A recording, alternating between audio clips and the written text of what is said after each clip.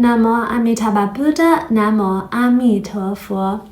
Hello everyone. So today I'd like to continue to discuss the three blessings of pure karma, which are the foundational practices for all Pure Land practitioners and also for all Buddhists in general.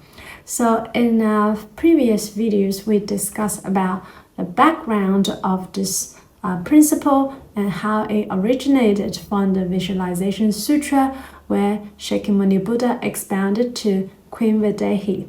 And the last video, we also discussed the first point of the three blessings of pure karma. So in this video, we'll continue to the second point. Second, to receive and uphold the three refuges, to fully observe the precepts, and to maintain pure conduct without violation. So as we discussed previously, the three blessings of pure karma are sequential, and the second perspective is about for the vehicle of Shravakaya, the vehicle of sound hearers. And here when I say sound hearers, I don't just mean people who aim for the arhatship, but rather it's more about their mindset, either Hinayana mindset, the lesser vehicle mindset. And I don't mean Theravada. It's not about the form, but the mind. It's for these practitioners, they care for their own practice, but they don't really care about helping others to attain rebirth in the Pure Land.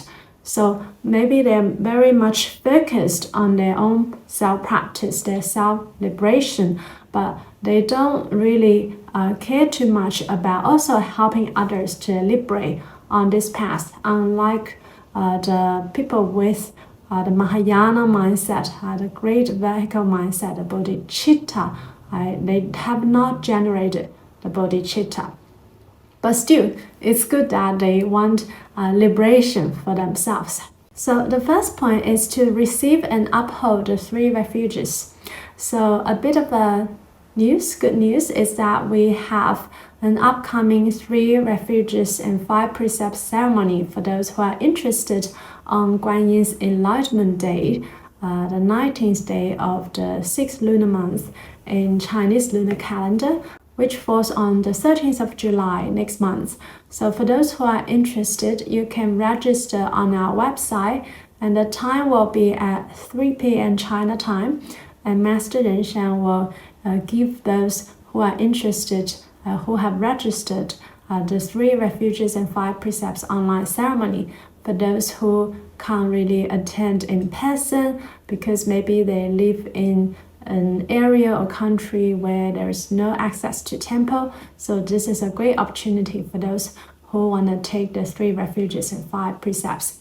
And the 3 refuges are the Buddha, the Dharma, and Sangha, which I had another video to explain about it in detail, why it is important to take the 3 refuges and how it is like if you want to be a Buddhist, be the student of the Buddha, you should first register into the school. So the 3 refuges is like formality, a process for you to register into the school of Buddhism and to study under the Buddha. And there are the outer and inner 3 jewels, the triple gems. Buddha is our teacher, Shakyamuni Buddha, but the word Buddha also means our awakened nature. And Dharma means the Buddha's teachings, also means our innate wisdom. Sangha means the monastic precepts which upholds and practice the Buddha's teachings. Sangha also means harmony and purity, which we also have this within us.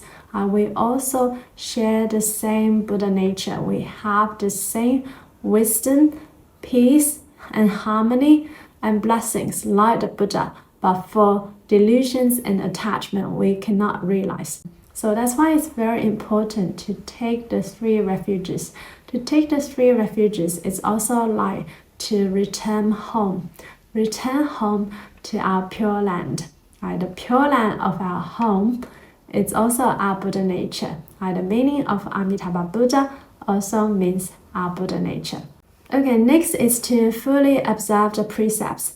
So there are the 5 precepts for lay Buddhists, And for our online Three Refuges ceremony, we also have the 5 Precepts Ceremony for those who are interested in taking the 5 precepts.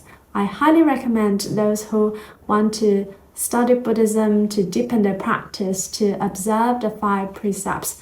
So what are the 5 precepts? First is no killing, second is no stealing, third is no sexual misconduct, fourth is no lying, and fifth is no alcohol and intoxicants. So to observe the precepts is not really to restrain our freedom. Sometimes people, they're like, I don't want to observe any precepts. I don't want any rules to restrain me. I want to be free. But to observe the precepts really helps us to set our mind free. True freedom comes from discipline. You need a certain level of discipline in your life to govern your body, speech, and mind, so you can best obtain peace of mind. When you can observe the precepts well, that's when you can be single-minded and you can enter into meditative concentration. It will really help with our Nianfo practice, and through meditative concentration, one can give rise to wisdom. So it's very important for lay Buddhists to observe precepts. For monks, they have their monastic precepts.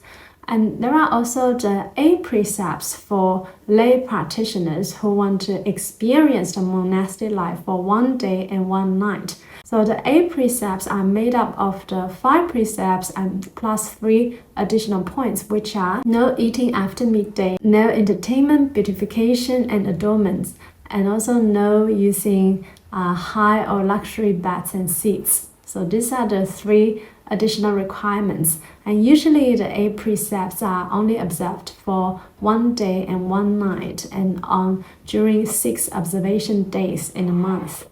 So during our retreats, we will also offer the opportunity for those who want to observe the 8 precepts. It will really also help with deepening our practice to help us enter into meditative concentration much more easily if we can observe the precepts. And to maintain pure conduct without violation. Of course, we are not perfect. We're not enlightened beings yet, so our conducts are not perfect. But we should try our best to observe pure conduct, to purify our body, speech, and mind, so we can also cultivate very good karma while we're here on earth, and we can transfer the merit of observing the precepts towards being reborn in the Pure Land, in addition to our main Nianfo practice with faith and vow. If one can observe the precepts regularly, plus with the main practice of Nianfo with faith and vow to attain rebirth in the Pure Land, then one can attain rebirth in the grade of minimum, highest level of the middle grade of rebirth. If one only observes the 8 precepts for just 1 day and 1 night and transfer the merit towards rebirth, in addition to the main Nianfo practice with faith and vow, of course, then one can attain rebirth in Amitabha Buddha's Pure Land, minimum middle level of the middle grade of rebirth. So we'll discuss about the 9 grades of rebirth in the near future in more detail. Okay, I hope this helps. And in our next video, we'll discuss the final point of the 3 blessings of pure karma. Namo Amitabha Buddha, Namo Amitofo.